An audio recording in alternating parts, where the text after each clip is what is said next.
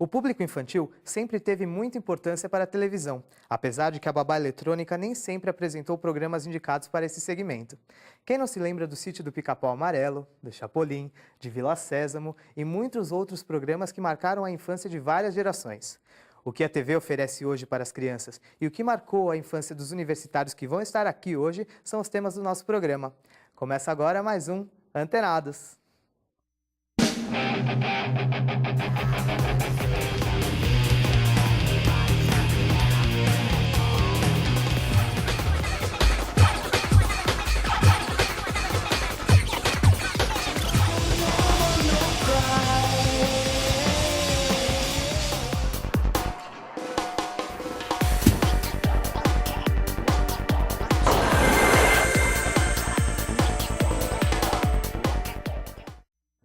Olá, seja bem-vindo ao Antenados. Hoje nós vamos falar sobre a programação infantil da televisão e eu conto com a presença da Eliana Andrade, que foi diretora e produtora dos programas Cocoricó e Castelo Rá-Tim-Bum. Seja bem-vinda, Eliana. Obrigada pelo convite. E também os alunos da Universidade São Judas, Andressa Asa, Ludmila Honorato, Alexandre Salles, Luísa Litvin, Wesley Mesquita e Rafael Regis.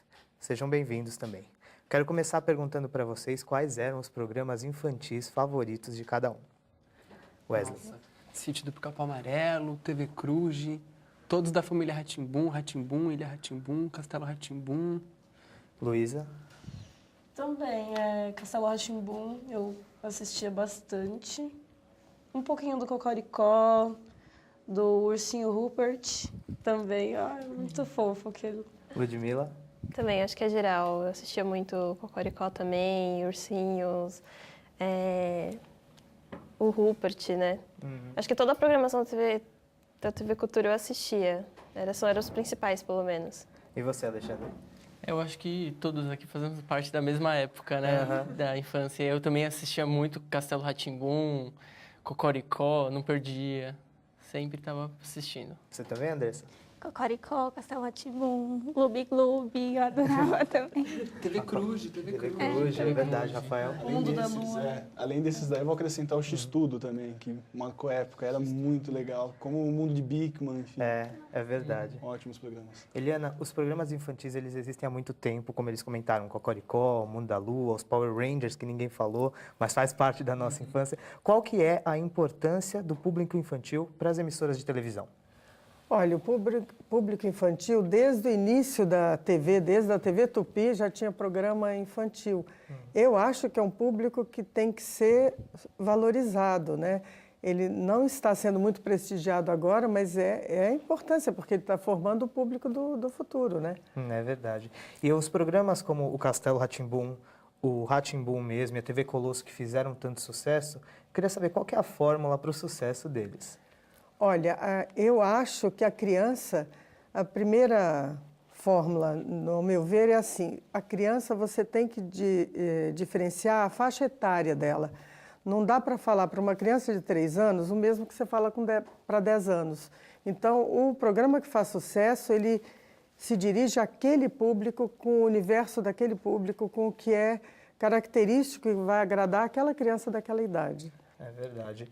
E o Castelo Rá-Tim-Bum, que foi um dos grandes programas infantis da nossa geração, que estourou, eu quero saber qual a opinião de vocês pelo sucesso dele. Por que ele fez tanto sucesso?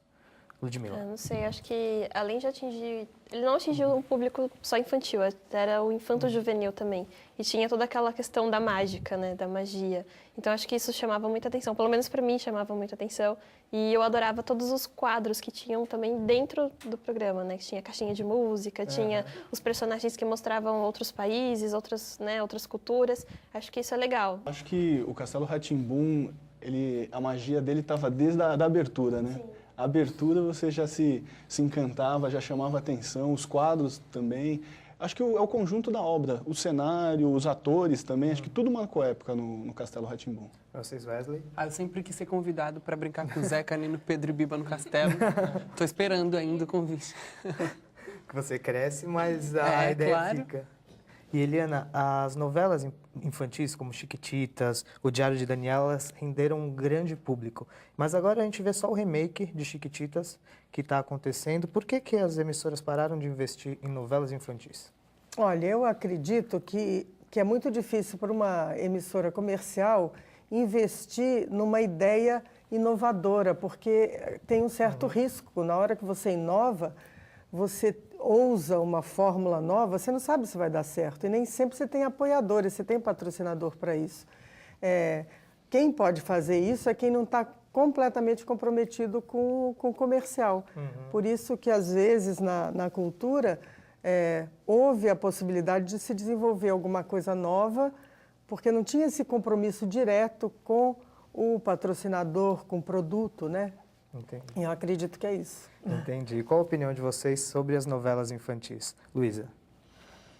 Eu, particularmente, preferiria as antigas mesmo. Os remakes você já não gostou tanto? Parece que não tem aquela magia, aquele encantamento para ver, para se interessar em ver. Entendi. Vocês? Andressa? Eu também prefiro as antigas. Falta alguma coisa nessas novas. Alexandre? Que hoje em dia eu acredito que, assim, as crianças hoje em dia estão muito ligadas na tecnologia, tablet, computador. Então, antigamente assistiam mais as novelas, tinham mais sucesso. Era só televisão, rádio. Então, as crianças assistiam mais a televisão e hoje elas ficam mais ligadas no computador. Então, perde um pouco de credibilidade. A geração é outra. É. O que você acha, Rafael? Acho que eu concordo com tudo que ele disse, porque quando coloca essa coisa mais da modernidade, é uma coisa normal, né? Não tem como fazer um remake levando na mesma toada da versão anterior, né? Então eu acredito que seja isso. Acho que para nós fica um choque essa modernidade e relembrar do passado. Da fase da infância, da fase da que é muito infância, boa. exatamente, com certeza. Eliana, alguns programas infantis saíram da televisão e foram para as telonas, como a Xuxa, o Didi, o Castelo Rá-Tim-Bum. Eles conquistaram o público da mesma forma que na televisão? Olha, eu acredito que Xuxa e o Didi com certeza conquistaram, porque são dos filmes mais exibidos, mais vendidos e tudo. Eu acho que aí entra um outro fator que é a divulgação disso. Se é bem divulgado, a criança vai, porque já são ídolos conhecidos e tudo. O Castelo ele não teve tanto, ele teve uma repercussão, mas não no nível de um Didi, de uma Xuxa, né? Eu acho que aí já entra a distribuição, já entra a propaganda, como que você divulga isso aí. Legal. E para vocês, quais foram os principais filmes infantis que vocês assistiram, Wesley? Acho que foi o Castelo Rá-Tim-Bum mesmo, como eu já vim dessa geração da Turma Você do já é Castelo. fã também? E apesar deles terem desmontado essa ideia, que tiraram a Celeste, acrescentaram outros personagens, eu fui fiel ao Castelo e fui na exposição quando teve, eu tenho o DVD, o livro, tudo, continuei acompanhando já. E já não era mais tão criança assim, né? Era esse público infanto-juvenil já. E para você, Ludmila? Bom, apesar de não ter assistido os programas assim, infantis da Xuxa, eu assisti os filmes. Você fez o caminho inverso. Eu fiz o caminho inverso. Eu não assisti os programas infantis dela, não me lembro de quase nada dessa época. Mas assisti os filmes e assisti principalmente os filmes do Didi também, que inclusive gostei, né? Para você, Rafael? Trapalhões. Pra mim, sempre fui fã dos Trapalhões, sempre. Na famosa sessão da tarde, né, no momento da tarde, passou o filme dos Trapalhões e estava lá na frente da TV acompanhando. E alguns programas infantis costumam aliar o lúdico ao educativo. Essa é a proposta do Quintal da Cultura, produzido pela TV Cultura. A produção da Antenados foi até lá conferir uma gravação. Olha só. Se a gente combinar de brincar de outra maneira, trocar tudo de lugar e mudar a brincadeira. O Quintal da Cultura é o mais novo programa infantil da TV Cultura e está no ar há apenas 3 anos. Elizabeth Rodrigues, diretora do programa, conta como começou. A gente precisava de um programa novo que trouxesse um novo ar para a programação infantil, que há muito tempo não estreava nada. E aí a gente começou a elaborar um programa que pudesse espelhar a criança. E o que espelha mais a criança do que o brincar, né? Assim, muito feliz de visitar vocês assim no primeiro dia. Aliás, dá a mãozinha pra mim, Doro. Ai. Aqui. Então, essa coisa do quintal, a gente imaginou que o quintal dentro da TV Cultura era um lugar seguro, gostoso de ficar, né? Então, por isso que a gente pensou nesse, se você for ver, ele todo parece meio molinho, almofadado, né? Como aqueles brinquedos mais infantis, né? Para as crianças menores, né? Então, essa ideia inicial que era um lugar seguro para brincar e estar. Outra coisa que a gente sabia é que a gente queria trabalhar um pouco com a linguagem de clown. Então a gente já sabia que a gente ia buscar os atores que tivessem essa pegada mais clown mesmo, que tivessem trabalhos clownescos, né? Vai tentando em casa Isso, também. Enquanto a gente brinca aqui, vai tentando aí, tá legal? Muito bom. Perto da pia tem um pinto. Quanto mais o pinto pia, mais a pia pinta. Eliana, alguns programas infantis, como o TV Cruz, aliavam encenações com desenhos animados, como o Quintal da Cultura que a gente acabou de ver. O público infantil, ele se acostumou com esse formato? Acho que sim, porque esse formato dá certo, né? Porque se o desenho é bem escolhido, de acordo, como eu falei, com a faixa etária, isso que cria, que intermeia lá essa história que chama os desenhos é bem escrita, porque depende se tem criatividade, mas se é um bom roteiro, porque quando você tem um bom roteiro, você conta uma história, você conquista a criança. Então, acho que sim, ela se acostumou com esse formato, porque se ele é bem feito, ele dá certo. Entendi. E o Antenados vai para um rápido intervalo. Na volta, a gente continua a nossa conversa sobre programas infantis. Não saia daí. O dia 12 de outubro foi declarado como Dia das Crianças em 1924 por meio de um projeto de lei do deputado federal Galdino do Vale Filho. Mas, somente na década de 60, a data começou a ser comemorada, quando a fábrica de brinquedos Estrela lançou uma campanha publicitária que fez muito sucesso e a data ficou eternizada como Dia de Ganhar Brinquedos.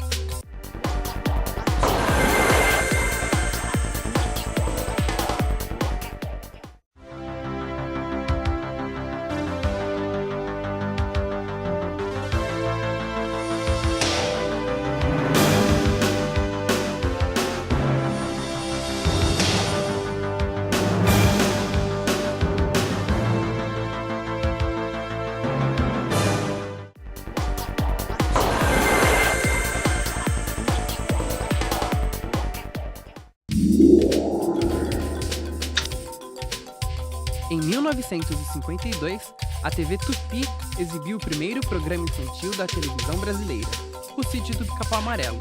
O sítio foi adaptado da obra de Monteiro Lobato pela escritora Tatiana Belinque e dirigido por Júlio Gouveia. Essa versão ficou no ar até 1964. Décadas depois, outras emissoras gravaram esse programa, consagrando O Sítio do Pica-Pau Amarelo como um dos programas infantis de maior sucesso da televisão. O Antenados está de volta e o tema de hoje é a programação infantil na TV. Eliana, o Sítio do Pica-Pau Amarelo é um programa de tremendo sucesso. Ele teve várias versões desde 1952, quando ele foi criado. Qual que é a importância dele para a TV? Olha, ele criado pelo Júlio Gouveia e a Tatiana Belinque, ele foi dramaturgia para criança na televisão. Então, tem uma geração, assim como vocês são uma geração que lembram disso, tem uma geração que cresceu com o Sítio do Pica-Pau Amarelo. Então, é a fantasia, o encanto. Então, foi muito importante, porque ele deu origem a vários outros, né? Assim como o Quintal da Cultura, são todos seguidores do Sítio do Pica-Pau Amarelo. E para vocês, qual programa infantil vocês gostariam que fosse reprisado? TV Colosso. Esse TV Colosso, é verdade. Tinha que voltar o quanto antes, para relembrar, né? Andressa? Clube Gloob era o meu preferido. Alexandre? De todos que vocês falaram, eu gostaria, mas também a Ilha Rá-Tim-Bum. Ilha Rá-Tim-Bum eu tenho os DVDs. Talvez TV Cruz. E vocês acreditam que os programas infantis atuais, eles influenciam na personalidade das crianças dessa nova geração? Acredito que sim. Acho que as crianças, de uma forma ou de outra, acabam sendo influenciadas, né? Nós estávamos discutindo no bloco anterior a questão do consumismo, né? Dos valores. É um tipo de influência, né? E é uma tendência, acho que sim. Entendi, Mas Ludmila. tem o lado educativo, sim. Eu tenho um irmão de 6 anos, então ele me fala coisas assim que ele aprende na TV, mas não só por esse lado, essa questão consumista ou capitalista, é questão educativa também. Então, acho que influencia, sim, tanto comportamento quanto conhecimento. É um exemplo real que eu tenho. E se a TV Cultura deixar de produzir programas infantis, vocês acham que nós vamos ficar órfãos desse tipo de programação? Andressa? Vamos, porque a cultura tem um diferencial que as outras emissoras não conseguem fazer igual. Wesley? Ela é referência de programas infantis, pelo menos para mim, né? Você lembra de TV Cultura, você já lembra da infância, dos programas educativos, programas infantis. Eu acho que não deve jamais acabar essa programação. Eliana, o que você acha disso? Se a cultura parar de produzir, as crianças vão ficar sem programação? Eu acho que se parar de produzir vai ser uma pena, porque, na verdade, assim, o conteúdo educativo ele pode ser passado, como ela falou antes, de uma forma agradável e divertida, não precisa ser uma coisa chata. E a cultura tem mostrado que faz isso bem. Então, eu acho que vai ser uma pena. São programas de muita qualidade que eles fazem, né? Uhum. E, Eliana, o seriado Chaves faz muito sucesso entre as crianças e os adultos até hoje, né? Qual que é a fórmula de sucesso deles? Eu acho que a fórmula do Chaves, primeiro, é um humor que pega qualquer faixa etária, adulto gosta. Por quê? Porque ele não precisa, quem assiste, não precisa ter nenhum conhecimento do que está acontecendo politicamente ou de alguma questão. Ele é aquele humor simples. Então, ele vai ser uma fórmula que sempre vai dar certo. Isso vem desde o Cantinflas, que é um comediante, né? Que era um comediante. É a fórmula que você não precisa ter grandes conhecimentos para assistir aquilo. Então, ele vai dar certo sempre. É simples e muito gostoso de assistir. E eu lembro na minha época, no começo dos anos 90, a grade das emissoras de televisão, elas eram praticamente todas reservadas para o público infantil no período da manhã. Hoje, é comum a gente encontrar programas de saúde, principalmente programas femininos. Por que a programação infantil perdeu espaço? Eu acredito que a legislação que impede que se faça merchandising nos programas infantis, com uma boa intenção, fez com que as comerciais... você pode ver que quem tem TV a cabo passa o programa infantil para cabo. A Globo fez isso, né? A própria Cultura aí não está nessa, mas ela tem a TV Rá-Tim-Bum. Então, fica a questão assim, como sustentar esse programa? Mas tem fórmulas. Então, eu acho que o programa feminino, ele tem mais patrocínio, eu acho que ele tem mais suporte e apoiador, né? A TV comercial ela acabou tomando o lugar desses programas infantis. Isso. E eu quero saber de vocês, quais eram os desenhos animados favoritos de vocês? Wesley? Nossa, me veio agora a TV Globinho inteira, a programação, desde os Três Espiãs Demais até Tom e Jerry, esses assim, Pica-Pau, mas esses das antigas também. Rafael? Olha, Looney Tunes, gostava muito da turma do Looney Tunes, Animaniacs, enfim, Cavaleiros do Zodíaco. Luísa? Também foi os que foi falado também, do Três Espiãs Demais, que sempre quando eu podia eu via, né, que sempre estudei de manhã. Mas era o seu favorito? Sim, não queria perder, não. Andressa? A Pedra dos Sonhos, Pica-Pau, Pernalonga. Os Looney Tunes, eles fazem parte da maioria da infância de vocês, Ludmila. Looney Tunes, sim, fez parte da minha infância. O Pequeno Urso assistia bastante. Eu acho que o principal, assim, que eu sempre estava ali para assistir, cantava musiquinha e fazia todas as coisas, eram as meninas superpoderosas. Então, esse marcou também. Para você, Alexandre? Pequeno Urso também, Pica-Pau, Os Cavaleiros do Zodíaco. Eu acho que eu sou um pouco mais velho que vocês. Eu gosto mais do Urso do Cabelo Duro, o Fantástico Mundo de Bob. Inspetor Bugiganga. É verdade, Inspetor Bugiganga é muito bom. E os desenhos mais novos, vocês acham que eles são muito diferentes do que da nossa época? Completamente. Eu acho que são... Qual que é a diferença que vocês sentem? É difícil, assim, falar tecnicamente, né? Falar como um telespectador. Acho que o estilo, acho que a forma do desenho é diferente, sabe? A linguagem, principalmente. É, porque as gerações, elas são diferentes. Adaptação, tudo é uma questão de adaptação, né? É um pedido isso, né? As crianças de hoje não é a mesma coisa da nossa época. Né? Antigamente eles faziam a criança abrir sua imaginação, imaginar mais a programação, né? E hoje em dia eles já dão mais mastigado, eu vejo, a programação, os desenhos. É verdade, são alguns... os desenhos animados, eu acho que os da nossa época fazem mais falta, Tem um aspecto interessante que eu costumo caçar muito no YouTube, né, esses desenhos para poder relembrar. A própria abertura. Se você pegar a abertura dos desenhos, tinha uma história na própria abertura, né? Hoje em dia nem isso a gente tem, né? Peter Rabbit começava com a mulher pintando o quadro. Exatamente. Cavalo de Fogo. Cavalo de Fogo. Saudades do Cavalo É de mesmo, Fogo. até arrepia de dar saudade. E por falar em sentir falta, certos programas como o Cocoricó da TV Cultura pode sair do ar no fim do ano. Nós vamos até lá conferir sobre isso. Dá uma olhada. Quem conhece a gaita já sabe quem tá chegando. Quem conhece a gaita já sabe quem tá chegando. Júlio, papagaio pisca o olho, cavalo mexe a crina, vaca vem cantando e olha o cocococó começando. Tá na hora do cocoricó. O programa Cocoricó, no ar há 17 anos, encanta crianças e adultos. Fernando Gomes, atual diretor, fala como começaram as aventuras de Júlio e companhia e sobre o possível fim do programa.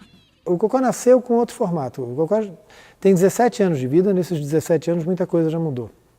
Ele nasceu com o objetivo de chamar desenhos animados que a gente tinha na TV há 17 anos. Então, ele tinha pequenas situações que aconteciam dentro do paiol, onde esses personagens se encontravam e chamavam um desenho para ser exibido. Em 2010, a gente teve uma reavaliação que é o seguinte: a gente, para produzir 26 episódios de 13 minutos, 15 minutos do Cocoricó, a gente levava 6 meses de produção. Então era muito tempo de produção por uma realização bacana, legal, de qualidade, mas muito pequena no ar. E tinha um sonho da gente diminuir um pouco essa cara de reprises da TV Cultura. Como isso? Com programas ao vivo. E a gente foi para esse desafio, a gente achou bem legal, eles com a incumbência de apresentar um programa de televisão, e era uma forma da gente ter um programa de 1 hora diário, de segunda a sexta, inédito. Tudo tem farinha e mocotó. Mas eu quero encontrar a goiabinha da vovó. Cadê a goiabinha da vovó? Oficialmente o Cocoricó acabou dia 27, oficialmente. Dia 27 o TV Cocoricó acabou. A gente fica aos sábados, o diário já era, a gente fica aos sábados até o fim do ano e lá termina. O Cocoricó está num final de ciclo, infelizmente, provavelmente acaba no final do ano o Cocoricó. O Júlio na gaita, bicharada no cococoral, cocoricó. O Júlio na gaita, bicharada no cococoral, cocoricó. Cocoricó. E existe um abaixo-assinado para que o Cocoricó não saia do ar. Se você quiser assinar, é só procurar na página da TV São Judas lá no Facebook. Eliana, você que fez parte da direção, da coordenação de produção do Cocoricó, como é que você enxerga esse possível fim do programa? Acho uma pena, porque você usar boneco para falar com criança é uma fórmula ideal. Porque você pode misturar atores, sim, mas é o jeito de falar com a criança mais adequado, que é mais criativo. Então é uma pena, se acontecer é uma pena. Realmente é uma pena, porque marcou a nossa geração, sem dúvida. E o que você acha que falta hoje para o público infantil na TV? Falta programa de qualidade que vocês falaram o tempo todo. Todo mundo gosta de uma boa história, adulto ou criança. E a criança, quando tem uma boa história, bem feita, com criatividade, você pode passar o conteúdo educativo que vai agradar sempre. Faz falta isso em todas as emissoras. E vocês, o que vocês acham do fim do Cocoricó? Como que vocês encaram isso, que é da nossa geração? Eu já assinei o abaixo-assinado. Todo mundo já assinou. Mas é lamentável, né? É lamentável, 17 anos no ar e você perder uma raridade dessa, né? Um programa tão bom, é triste. É muito bom quando você alia esse educativo a programas de qualidade com bonecos, como a Eliana falou. Eu quero que os meus filhos possam ver programas de qualidade como os que eu vi, os que eu pude aproveitar. E o nosso programa está acabando. Eu quero agradecer a presença da Eliana. Muito obrigado. Obrigada a vocês. E também dos nossos convidados. Sejam sempre bem-vindos aqui no Antenados. E se você é de casa, quer dar alguma opinião ou tirar dúvidas, curta a nossa página no Facebook. Lá você encontra tudo sobre o Antenados, os outros programas, fotos das gravações e até um vídeo do Fernando Gomes mandando um beijo com a voz do Júlio do Cocoricó. Assista também aos vídeos dos nossos programas no site da TV São Judas. O programa acabou, mas na próxima semana tem mais. Até lá!